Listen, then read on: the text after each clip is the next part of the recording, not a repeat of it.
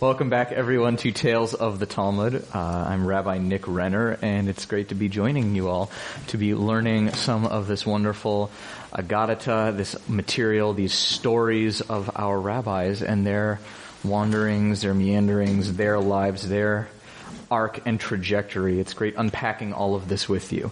So I love to start these conversations off with a brief conversation, a brief opportunity to ask what this is all about. Where are we? What is the Talmud? I know some folks have come to this more times than others, but I love to take a moment just to discuss what we're looking at here. Does anybody feel like they have heard this preamble enough that they want to give me a detail on what the Talmud's about? A little piece of it? All right, let me take it then. I'll take it from here. The Talmud is essentially the formation of, it represents and reflects the formation of rabbinic Judaism, of Judaism as we have it today. It is the first sort of post-biblical set of Jewish writings and texts, and it reflects all of the changes that take place between the transition from Israelite peoplehood and worship and connection with the great temples, the cultic sacrificial system, the priesthood, and all of those pieces to Judaism as we have it, with rabbis, with synagogues, a Judaism that is dispersed throughout the Mediterranean basin, the ancient Near East, and then later Europe.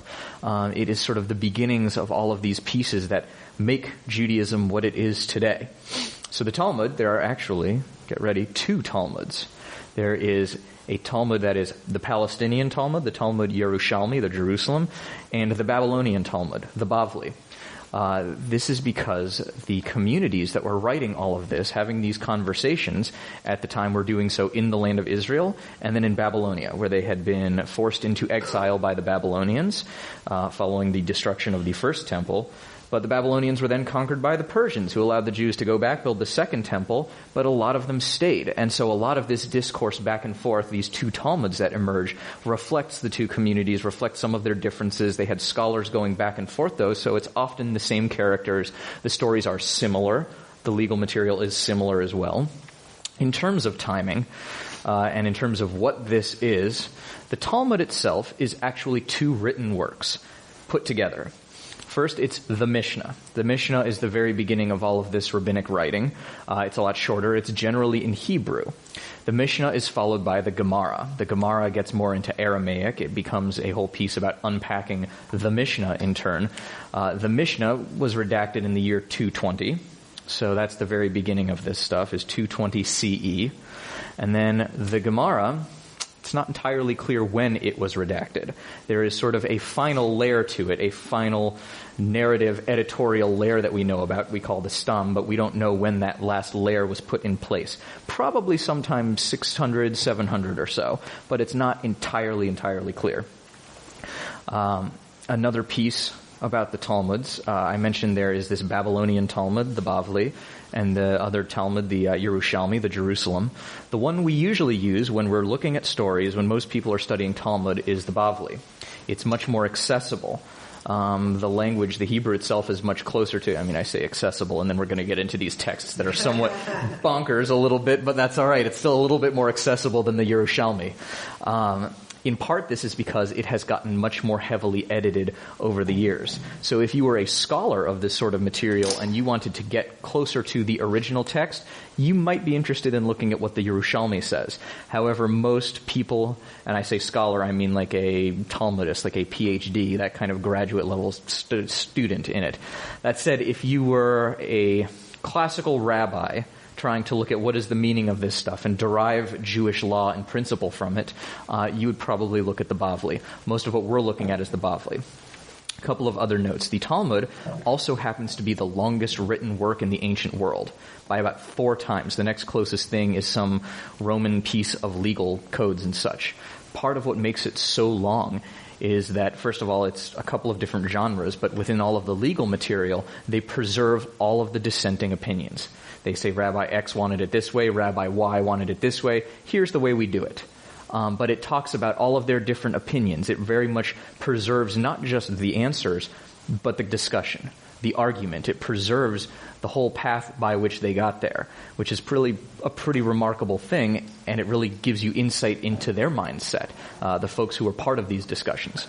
If you've ever heard it called the oral Torah, there's a reason for that. Originally, it was a set of conversations. It was these guys, and I say guys, there are women occasionally in the Talmud.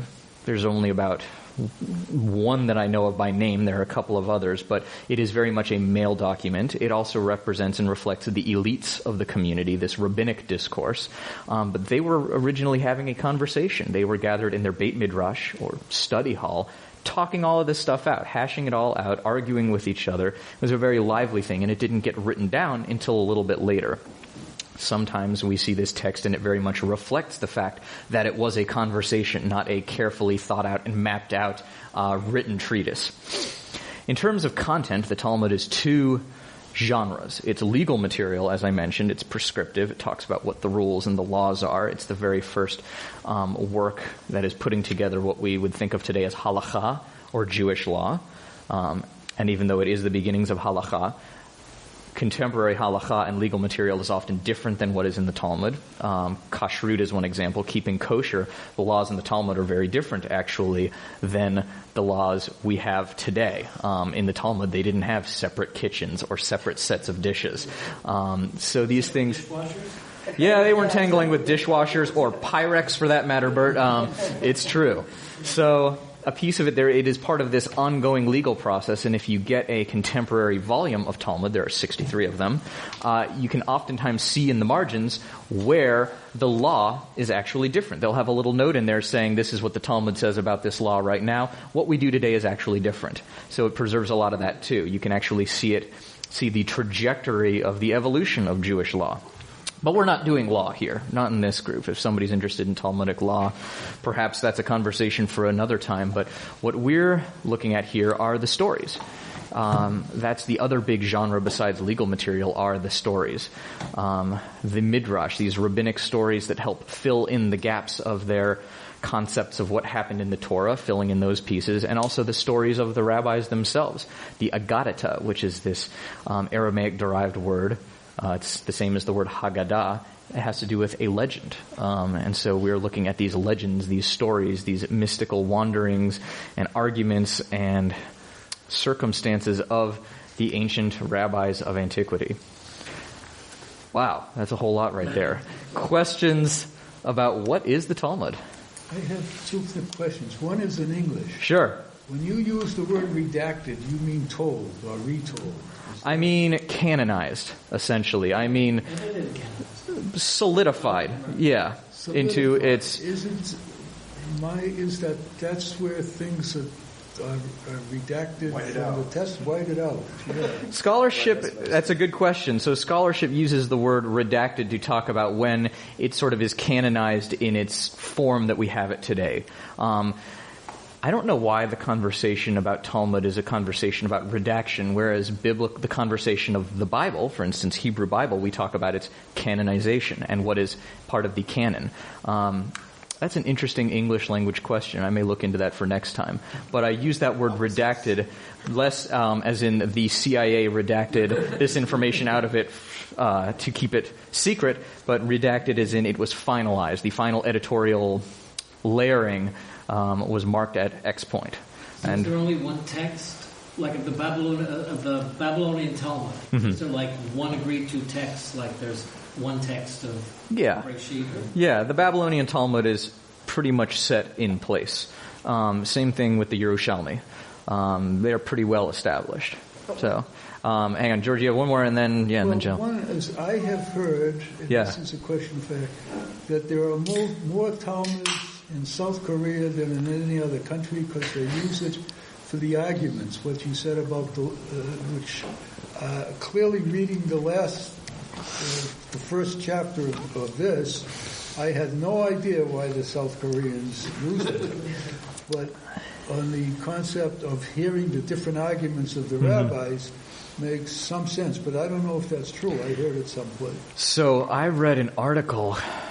What was it in? Maybe the New Yorker or something like that recently. It was a few months ago, talking about how the Talmud has emerged in South Korea, among other places in Asia, I think in Japan and perhaps parts of China as well, as this gold standard for teaching logic and rhetoric and the trajectory of an argument, for instance.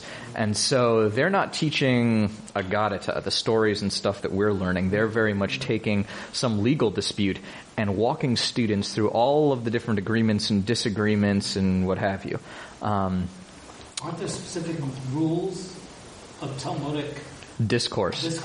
There are specific rules and there are specific conventions in the way in which they do it. One thing we'll see even with this is true both in the Agadata as well as the Halakha, as well as the law. They look for lines of Torah or lines of Tanakh, lines of Hebrew Bible, to pin what they're talking about. They use that to support their arguments, even if the context is different. We looked at a story at the beginning of this series, Tales of the Talmud, where they were talking about, this is the story of the snake oven, if anyone remembers this, and lo bashamayim hi. They take this line out of context in Deuteronomy to say that, actually we have authority rather than God having authority to determine these legal matters. If you look in Deuteronomy, it's actually saying something very different. But that's one of these conventions that they use to help assemble and create their arguments. So yes, this, to return to your question there, I have read pieces about Talmud in South Korea, and in East Asia. In fact, I'll make a note of this and maybe I'll bring in one of those to share a little bit, for next time. We can hear a little bit about some of the contemporary pedagogic use of Talmud way outside of Judaism. Did you hear, was it translated into Korean? Well, what I had heard, the trick question is, in what country is there more Talmuds per capita than in any other country? And the answer was South Korea. But for how weird is that? Jill, did you have a question? Forget it. It's nothing. At least it's not like. You sure? I have a question. All right. I know we have at least one attorney here. Yeah. When you talk about the different opinions, yeah. Is that similar to like a dissenting? We're talking about Supreme Court all the time, about a dissenting opinion. Is it the same thing? Well, you can have not just dissenting opinions, you can have concurring opinions, where on any given issue, and you have multiple justices, they can come to a decision, but their reasoning is different. So it's not just dissent, but even on the majority there can be concurring, but the reasoning is different. So yes. I guess my question is, I don't know. We have that too. That's English law as well, but does the tradition of having all the opinions there, does that come from the Talmud? The tradition in American... Well, in American law. I'm just wondering if... In American law, no. It comes from English law? Or? It comes from English law. I'm not sufficiently... go ahead. It comes basically from the common law, except in the state of Louisiana. Now you know. Which has their derivation from French. That makes sense. I would say I'm not sufficiently a scholar of the history of law to be able to answer that, but I appreciate, Bob, you're putting forth that this tradition of retaining the assenting and dissenting views is derived from English law rather than from halakha here. Interesting, though. It's an interesting question. Other questions about what this material is that we're cracking open to look at here? All right. So, without any further ado, we're going to get back into this story of Rabbi Shimon Bar Yochai that we began last time. I added part 1 to this as well. I'm going to just run us through it very quickly. I think a lot of you were here and part of that conversation too. Like I said, I'm just going to run us through that very quickly as this recap, but we'll break into our traditional Chavruta study, which is the traditional mode of Talmud study, studying with somebody else, for part 2 here. So, if you've got part 1 here, we'll just launch into this. Rabbi Yehuda, Rabbi Yossi, and Rabbi Shimon Bar Yochai were sitting together, and Yehuda ben Gabrim was sitting near them. 3 rabbis, this other guy sitting near them. Rabbi Yehuda started by saying, "How beautiful are the works of this people," talking about the Romans. "They have built streets, they have built bridges, and they have built baths." Rabbi Yossi was silent. Rabbi Shimon Bar Yochai answered and said, "All that they made was just for them. They built markets for prostitutes. They built baths to rejuvenate themselves and bridges to levy tolls. At this, Yehuda ben Gavrim went and spoke of their conversation, which reached the government, the Roman administration of the time. They decreed, Yehuda, who praised us, shall be praised. Yossi, he was silent, he shall be exiled to Tzipori. And Shimon, who spoke ill, shall be executed. This is setting the stage here. So Shimon has this decree set out for him. If you have any pressing questions, you can stop me, but I just want to run us through this to get to part 2. Rabbi Shimon and his son fled and hid in the Beit HaMidrash. So he and his son fled and hid in the study hall. His wife brought him bread and a jug of water, and they ate. But when the decree became even more severe, he said to his son, women are of weak resolve. She may be tortured and expose us. So they went and hid in a cave. A miracle occurred in this cave, and a carob tree and water well were created for them. They would strip their clothing and sit up to their necks in sand. The whole day they studied, and when it came time for their prayers, they got dressed, prayed, and then undressed so they wouldn't wear out the clothing. In this way, they dwelled in the cave for 12 years. So this is what we have here. He has this nasty little bit about his wife that's not particularly charitable, about women being of weak resolve. So then he and his son go and hide anonymously in this cave. And they sit, you can sort of imagine these two disembodied talking heads talking about Jewish law and all of this Torah. They would get out to pray, and then they go bury themselves, and they lived like that for 12 years. And he left his wife for that. And he left his wife and his family for that. We'll come back to some of the themes of this. That's a good question. His son, Rabbi Eliezer ben Shimon, is sort of his notable disciple who becomes a rabbi, but we don't hear of lots of other children of his. One day Elijah came and stood at the entrance of the cave and exclaimed, who will inform Bar Yochai that the emperor is dead and his decree is annulled? So they emerged. Seeing a man plowing and sowing his field, they exclaimed, they abandon eternal life in favor of temporal life. Wherever they cast their gaze was instantly incinerated. All right, so the two of them have been in this cave for a long time. Then the emperor dies, and Elijah the prophet, Eliyahu Hanavi, the same one who visits our Passover Seders, who starts out in Hebrew Bible and then emerges to be this mystical figure in Talmud, mediating between God and the rabbis. Who is long, long dead. He was in, like I said, in Hebrew Bible. He did not live concurrently, but he ascends to heaven in a fiery chariot and then seems to return in these mystical, interesting ways. If you're interested in hearing more about it, my mentor and rabbi from my upbringing came to KI and taught a whole session about Eliyahu Hanavi. You can find it on our KI Tunes podcast section. In any event, Eliyahu Hanavi comes and says, somebody should, let them know that the emperor's dead. They come out and they see somebody engaged with the work of plowing their field, not studying Torah. And they are so judgmental in their piety that they become incensed by it, and wherever they look, catches on fire. They come out of this cave, this idyllic, lovely little place of just studying and perfectly learning Torah at all times, to the real world, and they're so maladjusted from the experience, they set the world on fire.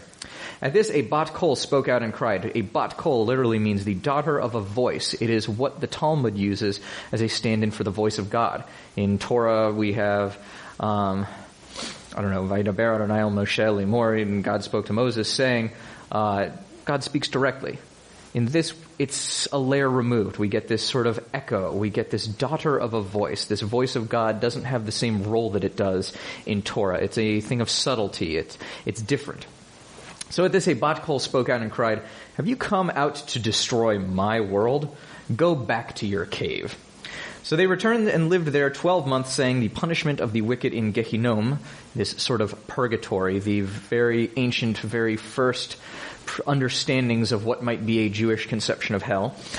The punishment of the wicked in Gehinnom is limited to 12 months. After this, a bat kol spoke out and said, go forth from your cave. So they go back in the cave. They seem to have been rehabilitated, and they come out. At this, they came out.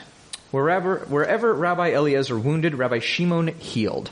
So the two of them seem to have this working relationship after they've been come out of their cave rehab, that Rabbi Eliezer, his son, might do damage, but Rabbi Shimon would actually help to heal, to help in the world. Rabbi Shimon said to him, my son, you and I are acceptable for this world. Whatever happened when they went back in the cave seems to have altered them to some degree. On the eve of Shabbat before sunset, they saw a man holding 2 bundles of myrtle and running at twilight. They asked him, what are these for? He replied, they are in honor of Shabbat. They responded, well, shouldn't one suffice? Why do you need 2 of these bundles for Shabbat? Why not just one? He said, one is for remember, one is for keep.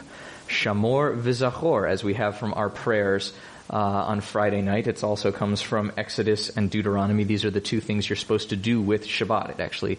We spell it out in that Lacha Dodi prayer every Friday night, but here we have it written out formally. What you're supposed to do with Shabbat is keep it and remember it. And so this guy says, this is why we have 2, for keep and remember. This is how you hold Shabbat. So at this, Rabbi Shimon turned to his son and said, look at how precious the commandments are to Israel. At this, his mind was eased. All right, any burning questions, no pun intended, before we move on to part 2 of what happens with Rabbi Shimon Bar Yochai? It's a very strange story of extreme piety. Go ahead. I just want to say, yeah, so much clearer when you read it than and the first time we read it, it's so confusing. Then, right? But now it's like, oh yeah, I remember that part. It's so interesting. So 2 things I would suggest. One, I would make the argument that Talmud contains essentially the hardest texts that we have in Judaism. Perhaps not the most esoteric and strange. I mean, reading Zohar and Kabbalah is a very psychedelic out-of-body experience, but these texts, following the narrative and the reasoning and what's going on and sort of getting inside their mindset, is really hard. Not for nothing. It's really challenging. These stories are stories that I began learning with my Rav when I was in high school, Rabbi Steve Sager. So I've been learning this stuff for 15 to 20 years at this point. Some of these same stories. I bring them to this group because they are layered and multifaceted and complicated enough that I wind up learning each time I learn these stories with a group like this. This is how rich so much of this is. So yes, it is way difficult, and that's part of the adventure. That's part of the journey with Talmud. It's a struggle. It's hard. And it's supposed to be hard. That comes with it. So I am here to help. I'm here to help be the tour guide and be the study companion, the chavruta to all of you. And this is a place where I invite you to feel the challenge of it, to feel how difficult it is in its meaning and its reasoning. And frankly, we are reading the stories and diving into the mindset of people who lived over 1,500 years ago. But I don't think you've ever reread it the next time, right, and refreshed our memories because there was not a part 2 kind of thing. I did it once, and that was the very first session. With the oven of Achnai. This is the only other time I've done a 2-part one. Oftentimes I have focused on a character and brought a bunch of stories from different places to look at one character. This one I thought, you know what, let's actually look at this one long story of Rabbi Shimon Bar Yochai across 2 sessions. So that's a piece of why I sort of did that turbo recap. Yeah, Susan. There just seems to be an ambiguity of the rabbis toward extreme piety. Yes. Like, they respect it, but man, they don't like it. There is this real, I might use the word ambivalence, and not in the sense of that they're disinterested, but ambivalence, multiple valences, that they feel very mixed about this kind of piety. On one hand, there is this rabbinic fantasy of abandoning the material, corporeal life in favor of some perfect study, just existing in the study hall and reading and learning all the time. And there are other rabbis that say you can't do that. You can't abandon your family and your wife and your children and your health just to live in this fantasy. So they've got this very ambivalent sort of relationship with study, with learning, with what is their perfect piety. I've heard it suggested in learning these texts that you can sort of see this very proto-Haredi impulse. If you look at Haredim, the sort of ultra-Orthodox Judaism of today, you can sort of see some of that impulse in this kind of hyper-intense piety, this sort of closing off of much of the world in favor of a purity of study, of Torah, of intellect in that way, which is both seductive and dangerous, I would suggest, in its own way. And it seems like the Talmud likes to point out the danger. The Talmud is not comfortable with this. The Talmud lives with the tension of it. The Talmud, part of what I love about it, it is very much a document that lives with the gray areas. It doesn't deal with the world in black and white very much. It deals with complex and flawed characters. I remember learning Rabbi Akiva with this group, where we looked at both the brilliance of his expounding and exposition on Torah, and also that he was a dangerous character that took part in a messianic military revolt and got a lot of people killed in the course of his messianism. So he's both brilliant and beloved and dangerous. That the Talmud is willing to sit with the complexity of that and be fully present for what that means, that we don't write him off because he's dangerous, but we also understand that the brilliance of his Torah doesn't flatten out the challenging parts. My husband used to say that in many little towns in Poland, the man will be studying Torah and the wife will have the business to support the family. So that was not many years ago. That was the life that was expected.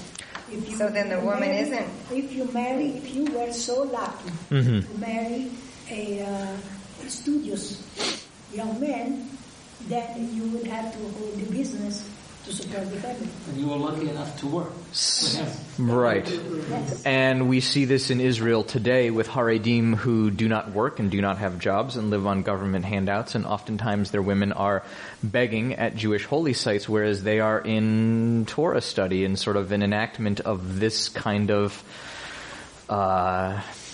fantasy, I would suggest. We're not the only culture that does that. Right.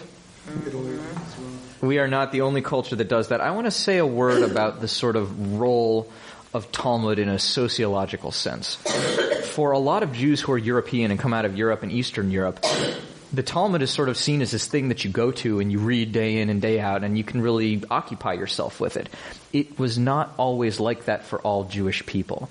For a lot of what were Sephardi and Mizrahi Jews, the Jews who lived in and around the Muslim world, the Talmud was a manual. You'd go to it to get the answers, but it wasn't considered virtuous to sit and read it day in and day out all the time. My husband said that because in Italy it was not like that. In Italy it was the men that worked. Right. In the Mediterranean, a lot of the legacy was different. They had jobs where they could close on Saturday. Yes. And they might learn Talmud on Saturday or learn text, but people worked in a different way. The reason for that was in the Middle Ages, when all of these groups, these different diasporic Jewish communities were exploring Talmud, Judaism and Islam, under Islam, looked very different than Judaism in Europe. Judaism, in looking at Europe and looking at the broader situation of it, it was far more politically decentralized and unstable. There were all of these little local bishops and princes and fiefdoms, and they were all warring with each other and constantly in this state of conflict. And in the middle of that, the Jews essentially, because they couldn't take part in what was going on in the broader society, because the broader society, look, they didn't call it the Dark Ages for nothing, was not something that they would have aspired to. And so they turned inward. They turned to Jewish texts, and the preceding centuries of Jewish innovation and scholarship, they really turned inward. This is in contrast to Judaism in the Muslim world at the same time, where there was a far greater degree of political stability, of social stability. And a lot of these societies, particularly in and around Muslim Spain, they were far more tolerant and accepting of Jews. So rather than turn inward toward the Talmud, Jews turned outward and were writing poetry, were taking part in learning and studying physics and mathematics and medicine. There is a remarkable figure I'd love to teach about sometime named Shmuel HaNagid, who saw himself as a contemporary King David back in Muslim Spain in the 1400s. So he wrote poetry like David would have done in the book of Psalms, and he was a military commander. This is a Jewish guy who led Muslim armies. Just to tell you, this is a totally different society at that time. So because of that, Talmud study wasn't seen as this virtuous thing that you're supposed to engage in and day out. It was seen as, okay, this is a place where we can turn for answers and we can turn for study, but it didn't have the same virtue attached to just reading it that we get from Ashkenazi Orthodox Judaism. So that's a word on why the Talmud sort of exists in Jewish peoplehood in the ways it does. Bert, did you have a question? Yeah, this says it's from the Tractate Shabbat. Yes.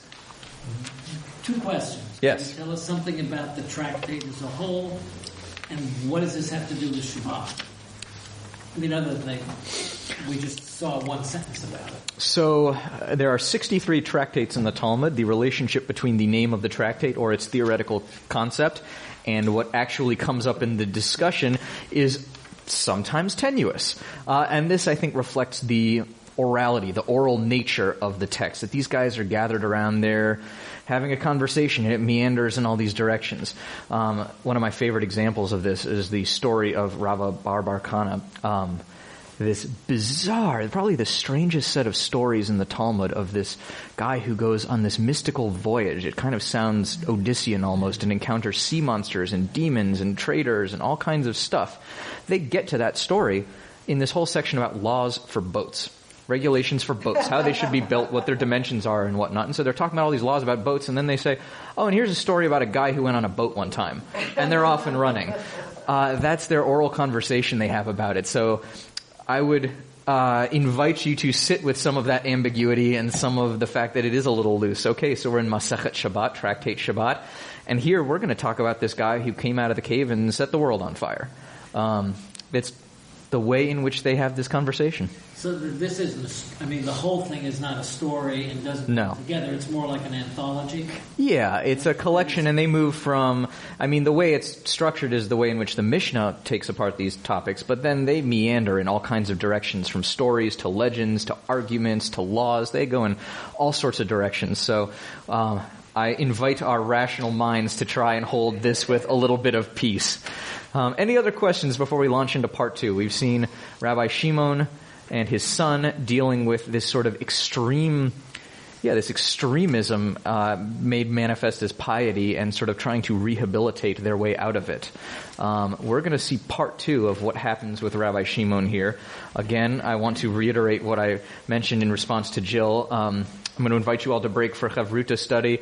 And yeah, it's going to be weird and it's going to be convoluted. Bert, you were telling me you read this a good 5 times today, and it's pretty weird. That's good. That's where we are with it. That's all part of the learning and all part of the journey with this. It's a hard text, and that's okay. So I want to invite you all to break into 2s and 3s, into Chavrutot, Chavruta study for this conversation with one another, and just read it through. Make a surface level just reading, see if you sort of get what's going on, and keep track of the questions that come up for you, whatever's strange. And then we're going to read through it all together in greater detail as a group, and we'll answer all of those questions.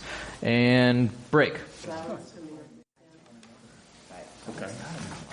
We're returning from our Chavruta study now, having everybody in their pairs or groups of 3 had a chance to go over and at least skim it, get a sense of the lay of the land, some of the characters, get a sense of what's going on, and have your questions. And so at this point, we're going to come back together as a group, and we'll have a closer reading of a lot of this. So whatever questions jumped out at you, this is where we'll begin unpacking it all.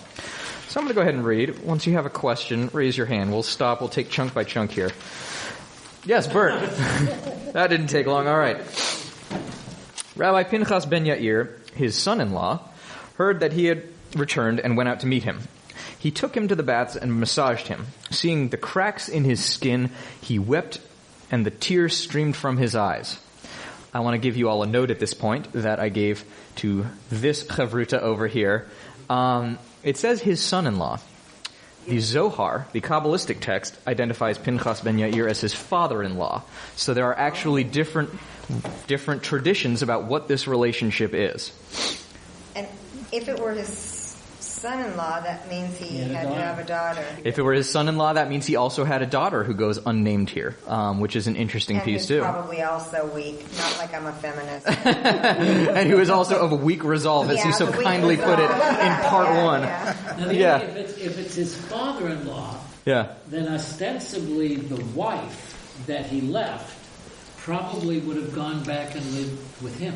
If it was his father-in-law, then his wife, who he left behind, may have gone back to Pinchas ben Yair. So, which is an interesting possibility for this too. That was how that was how Pinchas ben Yair knew he came back. Yeah, Well, that means that is an old man. It is. Yes. An old man is giving it back to him. Possible. Well, they had to find him in the cave. And does it They- matter? Someone had to steer him in the right direction. Who? The two of them? Yeah, right. Yeah, they had to come out of their cave and essentially come back to the world. Elijah was the one that notified them, okay, the decree is over, you guys can come out now, it's safe.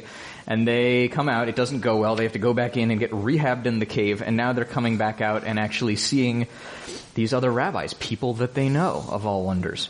Do we know how old Rabbi Shimon and his son were? At this point in Either time... before or after? Any point? 13 years younger than they are. Exactly. Sorry. Does it make any difference? So, He met somebody outside from the city. I'm interested. I'm trying to get a took care sense. of him? But when they went into the cave, was the son 10 or was the son 25? we don't know exactly. I don't know. That's why we don't. I will tell you that Shimon Bar Yochai is a historical figure. This is kind of amazing to think about. We believe that this is an actual man who lived, that he was alive in the 2nd century, and we believe that he died in the year 160. So, this is a person. How? He was born. Not exactly. We understand, though, that he was active between about 130 and 160 CE. I always think it's sort of amazing that when we read stories in Torah, the historicity of them is always a challenge. You know, whether this happened, did it happen, what does this mean, what's true, what's factual, whatever. It's sort of mind-blowing to me to think that we believe these were real people, and we're actually going to talk about his resonance and his physical space today in contemporary Israel. We're going to come back to that at the end. But this son-in-law that makes sense, father-in-law doesn't make sense. I would suggest that they give you two very different readings. He was 13 years in the cave. Yes. It's not that he was 6 months in the cave. Yes. He was 13 years in the cave. Right. So his father-in-law would have been an old man by then. By that standard, at that time, he must have been 85, 90. I can see 90 years old bathing. And a father-in-law is kind of like wouldn't bathe his son-in-law, but a son, son-in-law might. So again, we have two conflicting readings here. We have the one from our text that calls him the son-in-law. We have a much later piece that identifies him as the father-in-law. Zohar comes about centuries afterwards. So, that could have been their mistake, or that's a different tradition around it. But again, partly because these were oral texts, we do get different traditions and different pieces around that. So, who knows? But we'll hold it as son-in-law if that's what this group wants to do for now. We'll stick with what this text tells us. Yep. So seeing the cracks in his skin, he wept, the tears streamed from his eyes. Woe to me that I should see you in such a state. He replied, you should be happy that you see me like this. If you didn't see me like this, you wouldn't find me in this state of learning, having learned all of this great stuff. So here's Rabbi Shimon, or Rabbi Pinchas ben Yair, saying how sad this is that you're in such poor physical condition. And Rabbi Shimon says, it's a great thing, actually, because look at all of my great learning I have now. What a wonderful thing here. I know so much now. Originally, when Rabbi Shimon Bar Yochai raised a question, Rabbi Pinchas ben Yair would give him 12 answers. Whereas now, when Rabbi Pinchas ben Yair raised a question, Shimon Bar Yochai would give him 24 answers. Because he's that much more learned and pious and brilliant from his talking head incident in the cave. Questions about this first paragraph?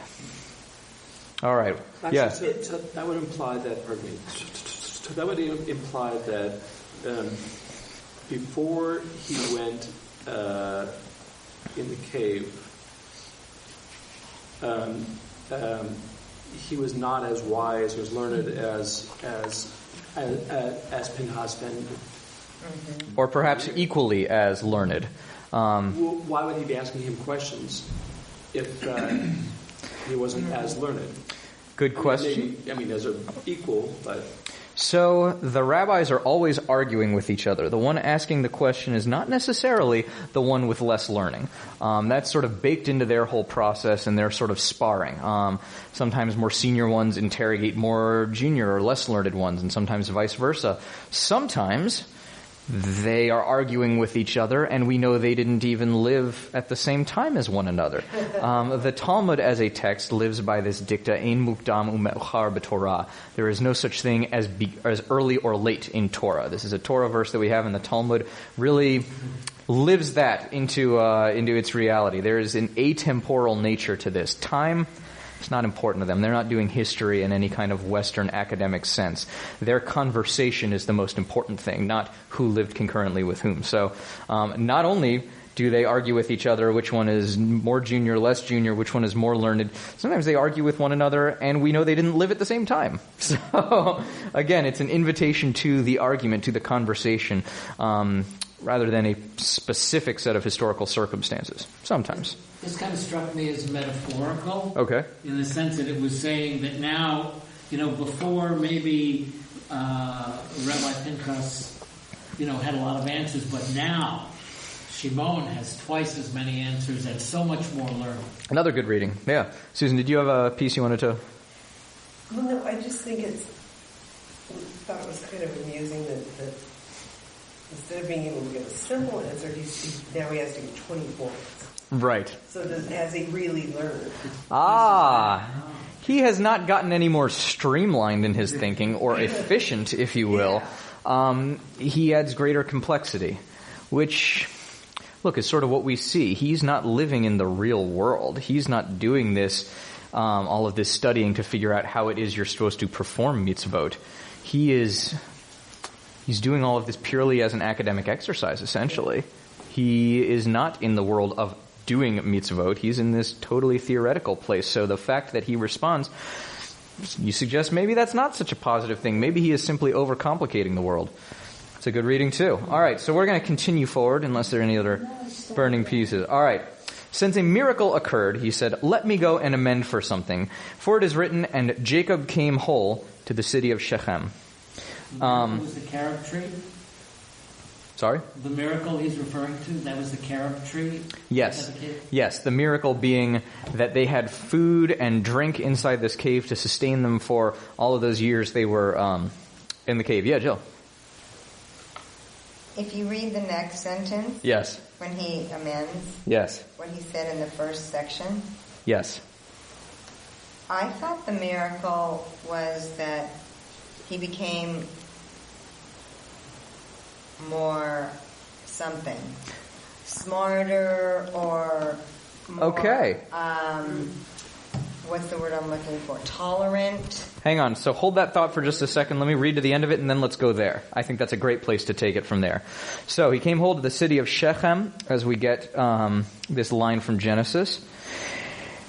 Rav interpreted this to mean, Rav being another one of the rabbis, so here we're seeing essentially this story happening, and then Rav and Shmuel talking about this story, telling this story about Shimon Bar Yochai to one another in the Beit Midrash. So we're seeing not only this story of these rabbis going through all of this stuff with the cave, but we're seeing other rabbis talking about it as a sidebar. Rav interpreted this to mean bodily whole, financially whole, and whole in his learning. At this, Rabbi Shimon was gracious to the city. Rav said he made money for them. Shmuel said he made markets for them. Rabbi Yochanan said he made baths for them. All right, so let's take... Yeah, but Howard said some good stuff. Yeah. What that related to. Go ahead. Oh, well, it just relates back to him having... as Joe was saying, a kind of a softening from originally in the first paragraph of the prior story. He's over ascetic and looks down on everybody who is not as pious, and now he recognizes that these works are for the benefit of the wholeness of the community and the individuals in it. All right, Jordan, it looks like you disagree here. Yes. Very good. I thought that he became whole. Before he was just a spiritual learned extremist, but now he understands business and he understands his body is healthy again, and he also continued his learning. So go ahead. Yeah, and then the rabbis who are around it repeat what the rabbi said initially. In the olden days, that you're doing it for the 1%. And so he's a sellout, are you suggesting? Like that kind of a... He's a sellout. Well, all right. That's one interpretation. Yeah. What happens... Well, it's a repeat of history. So let's consider it for a moment. One take, I like that, Howard. So this could be that he has moderated. If he was this pious extremist, this represents that he has come back around and moderated. Or perhaps it's that he has sold out in all of his, purity of vision and purpose. He has somehow surrendered that, and the rabbis are saying, get a load of this guy. Look at what he's doing now. Either way, though, I do think this is an invitation to look at this piece in parallel, in contrast to the beginning of the story, to part 1, where they're talking about why the Romans made this stuff. That, these other guys say, this is so great, and he has nothing but contempt for it. Now, he's actually part of this project. It seems like his making amends for this miracle, whether the miracle is his moderation or transforming in some way, or the miracle is the carob tree, that his making amends in this way is taking part in that whole project. That's kind of an interesting shift. What does it have to do with Jacob? So, which is where this started. So it says, the text in Genesis, this is again going back to this piece, they like to have their actions, their ideas, their responses, their arguments, they pin them on text. So they look at this text that says, right after, I believe, this is right after the wrestling with the angel. It says he goes to Shalem. Now, this is not what this text says here. If you look at a JPS translation of that particular line in Genesis, it says he went to a place called Shalem. It's the same word as shalom. It means whole. However, the rabbis are choosing here not to translate it as whole. They're talking about, or they're not choosing to call it a place name. They're choosing to say it's a statement on Jacob's being at the time. Rather than him going to Shalem, to the city of Shechem, that this describes what kind of a person he was. So the rabbis are actually unpacking this Torah line for their own purposes. So they're saying, okay, if he comes whole in the midst of his whole thing, Jacob, this was right after Jacob was wrestling with the angel, gets the name Yisrael, gets injured in the whole fight, he arrives whole somehow. That's interesting, that he was just in this horrible, grievous fight. He's still sort of on the run and outside of, not in the good graces necessarily of his family and his brother, but he arrives whole. So the rabbis say, okay, that must mean that he's bodily whole, he's financially whole, he's whole in his learning, he's a whole person in this sense. So they're playing a game with they're playing fast and loose with the actual Torah text as well. But so they're comparing Shimon to Jacob. Yes. And when he went through to the wrestling with the angel. Jacob is comparing himself, Rabbi Shimon Bar Yochai seems to be comparing himself to Jacob. He says, since this... All right, go ahead. Yeah, no, that was the way I saw it. Yes. That is a lot of chutzpah. I don't get the whole business about being whole, because if anything, Jacob was not whole at the end of the wrestling with the angel. And this is what the rabbis do. If they can pin it on a verse, they'll do it, even if they know that they are wildly taking that verse out of its context. Yeah, well, that was out of context. Oh, well, no, that's right. They're still choosing... Sorry. In the struggle, he had wholeness. Maybe, but he was not exactly whole at the end of it. He was injured. He is both injured, but at the same time he arrives at this greater wholeness, having this new name and identity, being named Yisrael. I'm not going to argue for him being whole or not. I do simply want to note that, yes, the rabbis are taking this and running with it. Whether or not you think it's fair to even read the original text like that, that's a fair question. But it is part of their rhetoric. It's part of their ground rules that they play by, much as we might say, what are you guys doing? This is part of their game they play. So, he has done all of these things. Rabbi Shimon, in the midst of all of this, he asked, is there a place that needs repair? He was told in turn that there is a place of suspicion of corpses, i.e. a former cemetery that they might not be able to identify, and that the Kohanim, the priests, have a hard time going around it. Just to sort of explain Kohanim, people who are of this priest caste, can't come in contact with a cemetery or a dead body or any of these things. They are then rendered impure in that sense. So they imagine there is this suspicious tract of land, and they're not sure what was there, but maybe bodies, and so they have to tiptoe around it. And it's this whole inconvenient thing.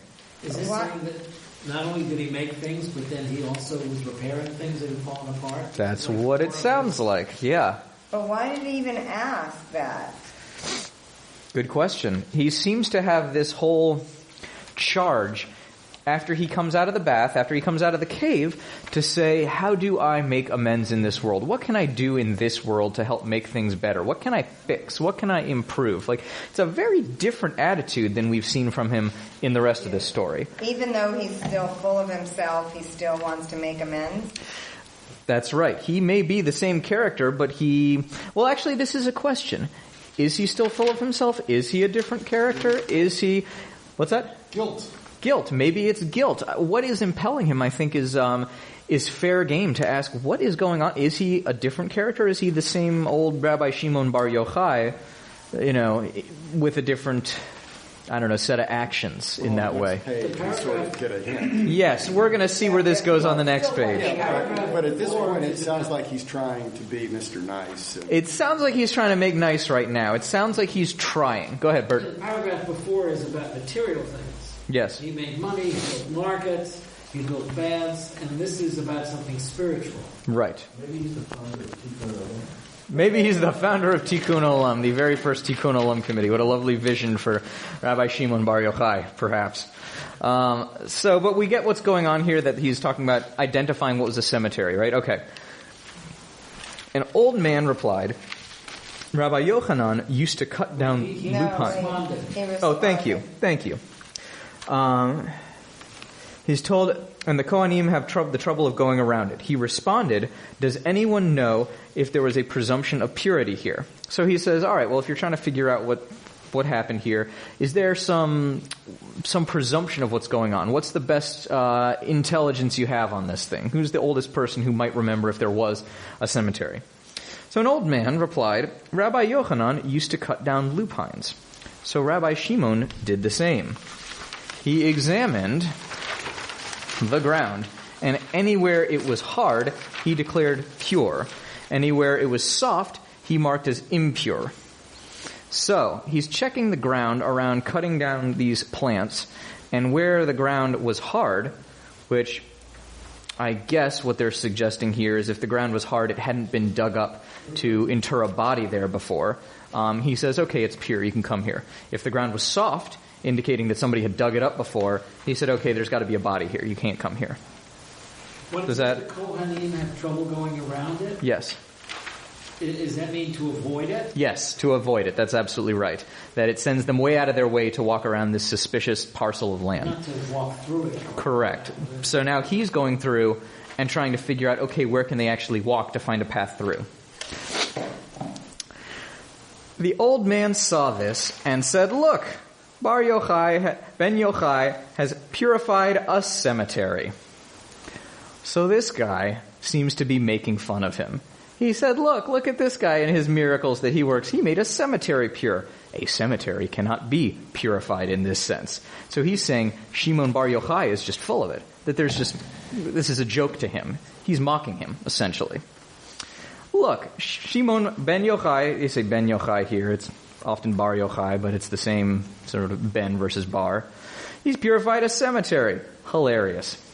Rabbi Shimon Bar Yochai does not seem to think so.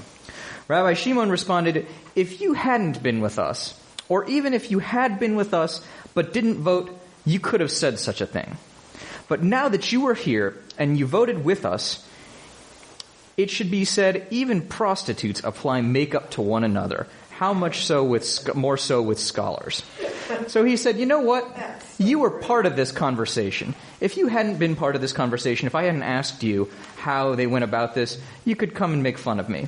If you had been part of it but hadn't spoken up, then okay, then you could still make fun of me. Then you could act like this. But that I asked you about this. I asked you, the old man, what's the tradition around here? What do people think? And you told me, and then I went out and did the best I could. Now you're going to make fun of me? He said, Even prostitutes help apply lipstick to one another. Even prostitutes help each other out. You're going to think you're a scholar here and you're going to cut me down like that? Like, what you're doing is despicable. He's clearly incensed with this. He said, even, these prostitutes that you would judge, they at least have some camaraderie. They at least have a sense of helping one another out. What you're doing is beyond for him. Rabbi Shimon cast his gaze upon the man, and the man died. Back to his old ways. Yep. Then he went out in the street and saw Yehuda ben Gerim. He exclaimed, "That man is still alive." Zap. Cast his gaze upon him, and zap, Yehuda was reduced to a pile of bones. Wow. So, this question that Jill brought up here, I think, is really the operative question in some ways. Who is Rabbi Shimon Bar Yochai? Is he different? Is he changed by this story? Is he still the same guy? Is there some impulse in him that simply can't be redirected? I mean, are we seeing him come out and try and make nice and play nice, but his real nature is still lurking under there? That he looks at things and he causes destruction. That he is fundamentally wrathsome. What? Is this murder? One would suggest that. One could certainly suggest that. As my Rabbi Steve Sager said about Shimon Bar Yochai, in these texts, vengeance is the mark of a very singular character. This does not seem to lend greater complication to him as a character, this kind of wrath and violence, but there it is. Thoughts and responses on Shimon Bar Yochai. Who is this guy? I think he's full of himself. He's full of himself. I'm sorry, I was looking on my phone. I was trying to find the uses of a lupine to see It looks like the lupine why is very on colorful. They have many different things, but there's nothing like. Why is it that was annoying me? Mm-hmm. So I was looking at why they might have cut a lupine and not a chrysanthemum. Well, is it? Well, I don't know if in the current world, lupine will be the flower. Like if you had a grader, they would be the first flower that would grow. That's their nature, is to grow in disturbed soil. Oh, it is? They come up first after fires, and so they would be the. So if you were walking through an area where there might have been bodies buried, and there were spots where there were lupine, that would indicate that there was a body that needed. If there was lupine there before and it had been dug up, but that's when it would where it would tend to grow. Right, but Was Rabbi really? Yeah. Why can't Shimon just be a man of contradiction? Why does he have to be one way or the other? Absolutely. Why does he have to be a man? Why does he have to be one nature or another? Why can't he be full of contradiction? I think you're right. But he starts criticizing Rome. Yes, he starts criticizing Rome. He's already thinking of himself a little bit better than Rome. Yeah. Yes. Yeah. He goes and he prays and he thinks, and he comes out that he's holy. Nobody can touch him. Right. Then he realized that his holiness is destructive, so he quiet down a little bit. Okay? Right. Still the same guy? But he's still the same guy. Okay? You can tell me whatever you want. Everything that he does, the city liked him. That was, why did he build all this thing? To make himself big. Yeah. And he continued everything. If he goes to the cemetery, he's going to purify a cemetery. And that is impossible, but he thinks he has the power to do it. And when somebody criticizes him and says, what you think you are, he kills him. Well, one piece, he's not purifying the cemetery. He can't purify the cemetery. He's simply going to ascertain which ground is cemetery and which is neutral ground. Cutting down the lupines to see the ground? Yes, to be able to understand, to see what's there. So he's not actually purifying it. Why does he even care? He seems to be trying to do this nice thing so the Kohanim can walk through. He's trying to be helpful to the community. I don't know if he's trying to be helpful or he's trying to be self-aggrandizing. That's a good question too. I'm going to tell you a couple of other things about Rabbi Shimon Bar Yochai. Rabbi Shimon Bar Yochai is said to be the writer of the Zohar, the creator of Jewish mysticism. All right? We know academically that this is probably not the case. We attribute the Zohar, the authorship of the Zohar, to a Rabbi Moshe de Leon in the 1200s. But that guy said that, oh, look, I found this text that Rabbi Shimon Bar Yochai wrote. The Zohar is fundamentally mostly a conversation between Rabbi Shimon Bar Yochai and Eliyahu Hanavi. It's a conversation between Elijah and Shimon, and them talking to each other, and them hanging out with this mystical group of companions called the Chavraya, and expounding all of this Kabbalah, pouring out all of this ecstatic and mystical reality and experience. So, no, it probably wasn't him, but it gets tacked onto him in the rabbinic imagination. Which is an interesting thing. Another interesting thing about him, he is probably the most hostile figure toward people who aren't Jewish in the Gemara. Certainly one of them, if not the most hostile. Terrible things about he did say something terrible. I wasn't sure if we were going to get to that, but I suppose we can. Let me see this note that I have. He once famously said, "Of the best of the heathens, kill him. The best of the snakes, crush its head. And the best of women, watch out for their sorcery." He is a profoundly severe... Yes, no one has ever accused him of being a feminist either. But in addition... Misogynistic racist. Yeah, he's a nasty guy. And that doesn't happen in a vacuum.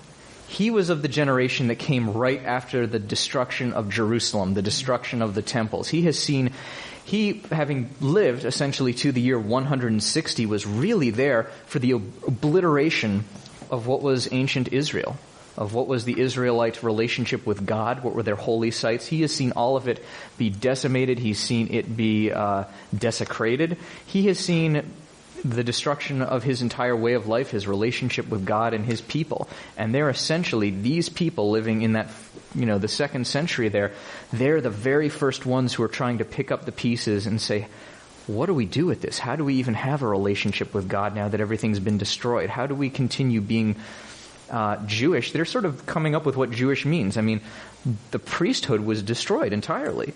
Who are going to be our religious authorities? What kind of political rulers do we have? How do we work together in community? How is community even formed? They're sort of picking up the very beginning, the pieces from that cataclysm. They're the first generation essentially to do that. First, second generation. So there's a piece of me that while I don't applaud or celebrate some of that nastiness of his, I understand where it comes from. That kind of viciousness that he is living in the wake of is a pretty profound thing. If we continue forward to the Bar Kokhba revolt, that lasted between 132 and 135, he probably saw what we think may have been hundreds of thousands of Jews martyred and executed and burned, and saw all of their villages destroyed. We have all of the language we saw about Rabbi Akiva and his martyrdom. Here's this wonderful scholar of Torah who was martyred in this vicious, gruesome way. So I don't think that kind of hatred he speaks of happens in a vacuum. Particularly as it stands to people who weren't Jewish. The stuff about women is, frankly, I think a lot harder to justify in his case, but we also do understand that this is a pre-industrial, agrarian, ancient society with gender norms that we would understand or we would see as being probably pretty backward in most cases. So, not to make excuses for him, but to put him in his context. But in particular with sort of his hatred, that comes out of his circumstances, I believe. Not to justify it, but to understand it in its context. Yeah. Go ahead, George. The context was magnificent. But I think that you can also get it from here just on an interpersonal level. Mm-hmm. I think Howard is right that he moderated when he came out, so he's middle ground, and yet the rabbis still attacked him for what he was attacked before. Mm-hmm. He tries to be a nice guy and help around the cemetery, and they attack him for that. Mm-hmm. So he gets his revenge. Even just sticking with this, the other stuff even adds to it. I think in many ways, I think you're right, that we are seeing a character that is extreme, perhaps somewhat more singular. His character is that, well, I'll put it like this. We see it in, I think it sort of makes sense that the Zohar gets tacked onto him, that all of this mystical material. He's sort of seen as this paragon of this extreme piety. He is this figure of extremism in some ways, of purity in an ideological, theological, cultural sense. He doesn't do the gray areas or the complexity of some of these things particularly effectively. We saw in that first story, they talk about those three rabbis. The one says, how beautiful are these things? The second one is silent, we're talking about. And the third one is Rabbi Shimon, who gets expelled. Rabbi Yehuda, Rabbi Yossi, and Rabbi Shimon. Rabbi Yossi is silent, and he gets off to Sippori. He gets exiled there. I talked a little bit about this last time. We're seeing sort of a binary here of different archetypes and how they handle Rome and that reality. Sippori was this city that was this famous place of commerce, of tolerance, where Jews and Romans basically lived in a degree of peace, and it was much wealthier as a result. It won awards for being a peaceful city from the Roman administration, and they also stationed a garrison there. So it's a very different kind of place. Jerusalem, where we hold as sort of the epicenter of a lot of this, it's a place of extremism. It is a much more hard-edged ideological religious place. One could suggest that perhaps it hasn't changed that much in some ways in its contemporary time. But it represents a certain kind of purity in their imagination, which is also interesting to see. So Rabbi Shimon, what we're seeing here is some of the tension between a certain kind of pious purity around purpose, around identity, and people who are trying to figure out, okay, how do we work with this new reality? How do we work with the Romans? Go ahead. I was just curious that if anybody has ever read the Rabbi Shimon, maybe, we're seeing like this is a vengeful, kind of a thing, but maybe he didn't have control over it. Maybe it was something that it was a higher power that was bigger than him and was doing the right thing by, looking through a man and, having him turn to bones or whatever. Maybe it wasn't a nasty thing. Maybe it was something that it was beyond his control. We see. I'm just saying. It's as long as we're doing all these readings, I'm just curious if anyone's ever. We have seen that happen before.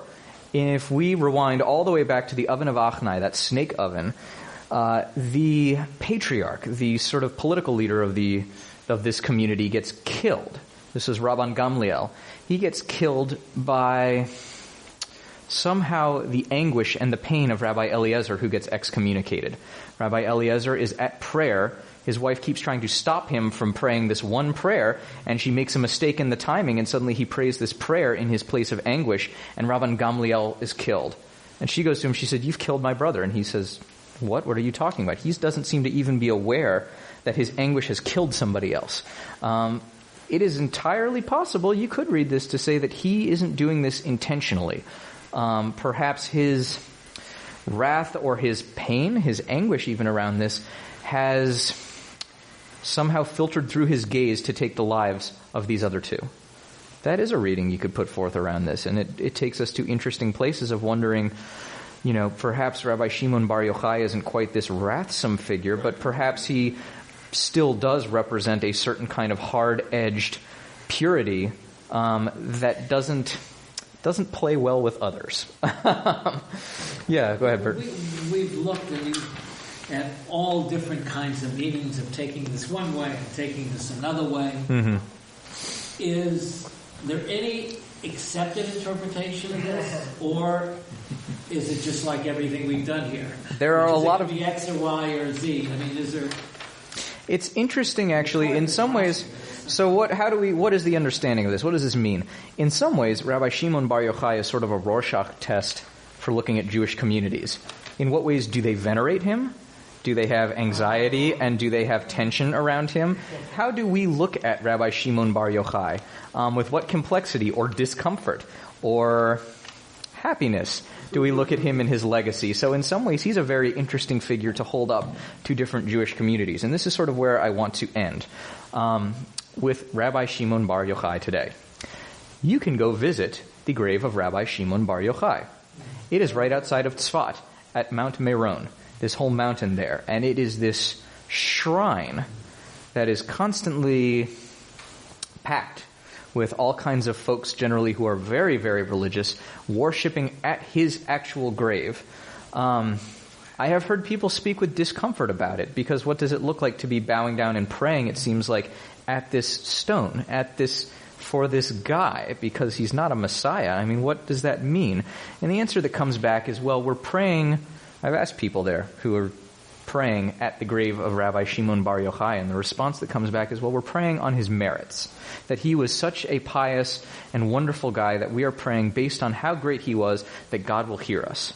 It's a really, really interesting thing to see, and I would suggest that it's a little bit uncomfortable, that it's a pretty striking vision. If we're looking to Rabbi Shimon Bar Yochai as a certain kind of representing and reflecting a certain kind of unyielding piety, and perhaps an impulse that's a little bit dangerous, it's a fantasy of having this perfect pious reality, but it takes you out of the reality that we live in.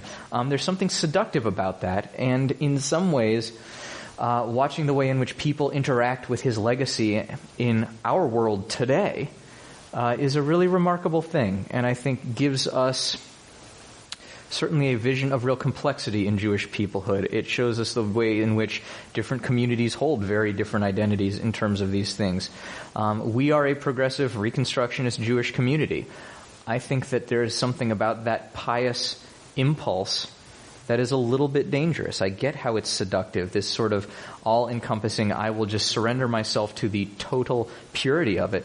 I think that there's something a little bit dangerous when you move to take yourself out of the living, breathing world, this world of mitzvot, this world with all of its rough edges and having to plow our fields and have our day jobs. There's something really dangerous about that.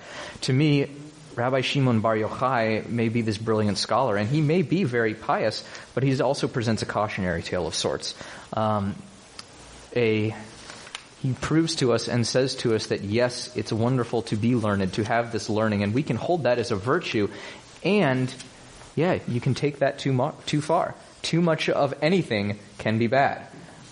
So in some ways, he is this figure, depending on where you sit, maybe he's the most pious, the most wonderful, and he deserves to be the progenitor of Kabbalah, of mysticism, because he doesn't actually live on this plane. He exists up in this other plane with Elijah, Eliyahu Hanavi, and these fiery chariots up in the Heichalot, up in the palaces of all of that Kabbalistic literature. Or maybe it's a cautionary piece saying that, okay, it's all well and good to be in those realms, but you also have to live here too.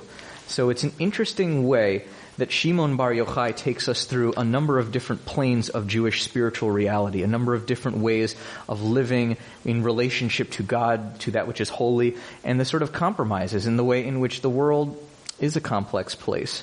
And it in some ways is both a celebration of this pious figure, but also a cautionary tale of going too far down the rabbit hole. So I'm glad to have you all join me tonight for Rabbi Shimon Bar Yochai and look at him and his story and his arc and the planes upon which he exists and interacts with us, both in the time of the rabbis all the way up through today. So with that, thank you all for coming and have a great evening.